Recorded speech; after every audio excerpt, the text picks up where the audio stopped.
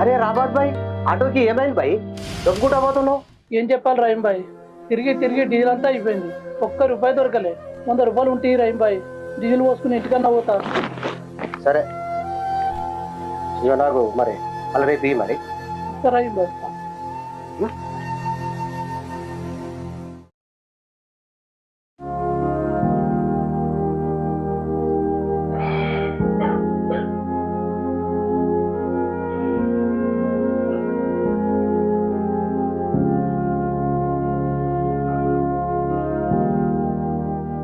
ఇది ఏం తాగుడండి?